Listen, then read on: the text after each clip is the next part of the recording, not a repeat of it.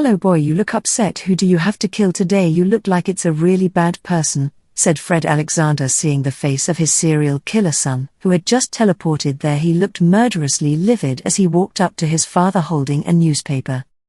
"I know you don't stay dead. I'd kill you if you could stay dead," shouted Lakelandite. "What have I done now?" asked Fred nervously. The son pushed the paper into Fred's hands. Fred looked at it and looked shocked. "Mum is having a panic attack," shouted Lakelandite. Fred looked even worse. He felt embarrassed and like mud. The paper said the Emperor picks a bride, his grandson's. On it was a picture of him looking amorous with Anna, his grandson's pregnant wife. Lakelandite King hit him in the nose, giving Fred a bloody nose. "Ow!" cried Fred, pulling out a handkerchief to absorb the blood, feeling he deserved it for being so careless and hurting his wife. "You know she's my wife?" said Fred, pinching his bleeding nose.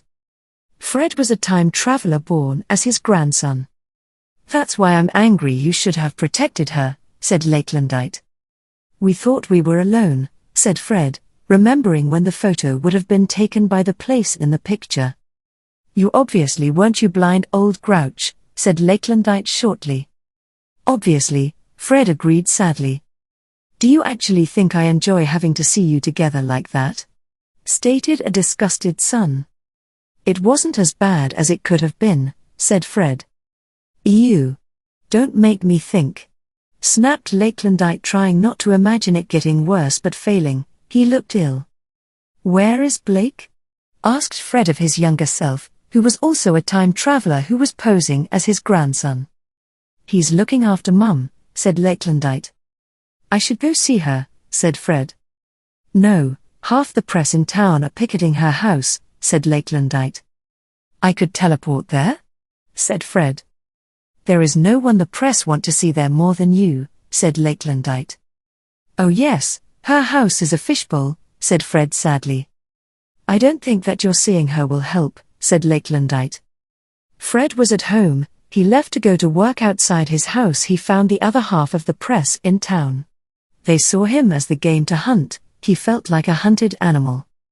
They were asking him questions and acting like he had to answer them. "Are you having an affair with your grandson's wife?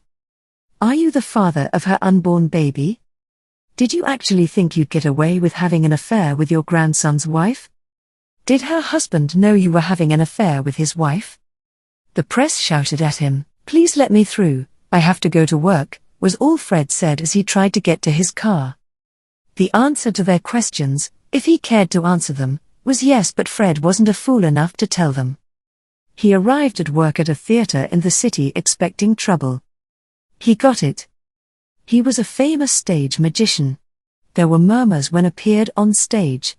But he didn't care about it. There was a bigger problem. They were his partner in his act not talking to him off stage. It hurt him a lot, but if he spoke to him, he knew it would be too painful for them both.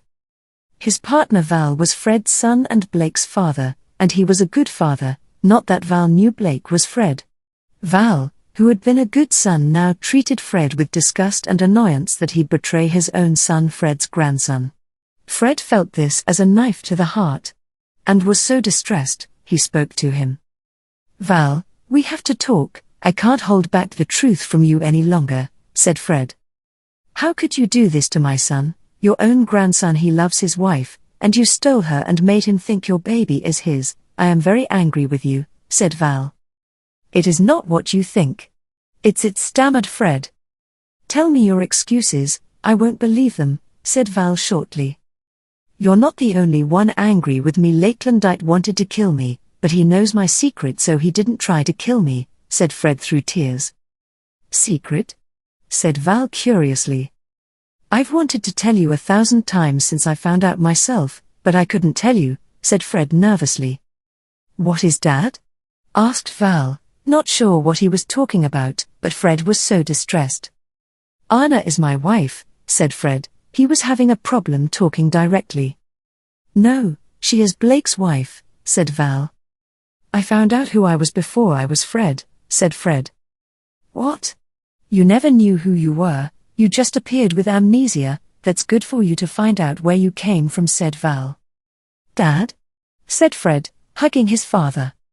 No. There is no way in hell that you are my son, Blake. You are my dad, and I've seen you and him in the same place many times, said Val, pulling away. It hurt Fred greatly, leaving his father's arms. I have no other option, said Fred, weeping. Dad, put down that knife, said Val, trying to wrestle a knife from his suicidal father. You won't live if you kill yourself, said Val, being knocked aside to see his father stabbing himself in his heart and fall to the floor dead. You fool. You mad, deluded fool, said Val, crying over his dead father. There was a knock on the door of the dressing room. Come in, I need help, cried Val to the knocker. The door opened and Val heard a swish of a skirt. He didn't look at the visitor. He lost his mind and picked up a knife. I tried to disarm him, but he knocked me away and stabbed himself, miss, said Val. The visitor bent into Val's sight. Miss, hissed the visitor. Val fell over backwards in shock. Oh my God, cried Val. Hello, said a man Val knew and never expected to see. Need a hand? Asked the visitor. It's impossible, said Val in denial. The new stage manager walked into the room. Mortimer, why are you here? Asked Dante, the stage manager and assistant to Mortimer, the king of the Grim Reapers. Then Dante saw Fred. Want me to take him? Asked Dante, who was a Reaper too. No, he's mine, said Mortimer, who pulled the knife out of Fred. Mortimer touched Fred and disappeared into Fred, who healed and woke up. Fred stood up and said, Do you believe me now? Since when have you been, Fred? Asked Dante. From the beginning, said Fred.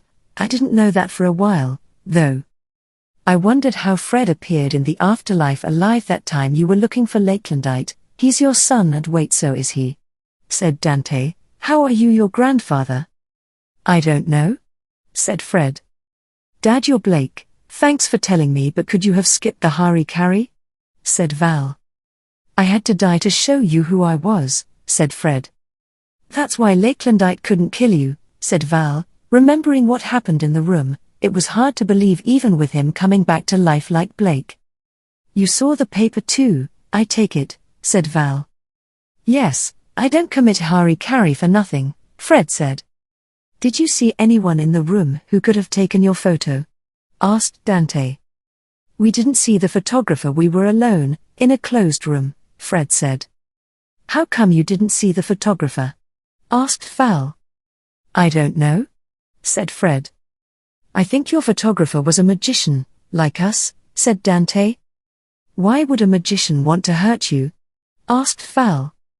Not many people knew about us, said Fred, a frown growing on his face as a thought came to his mind. What is it, Blake? Asked Val. I smell a prankster, said Fred. Prankster? Val said. Oh, him? Said Dante. A dimension away, a man looked nervously into a glowing pond, watching them in its waters. Tempest, said Fred, in the waters. Tempest, the man gulped nervously. Tempest, I want to talk to you, said Fred.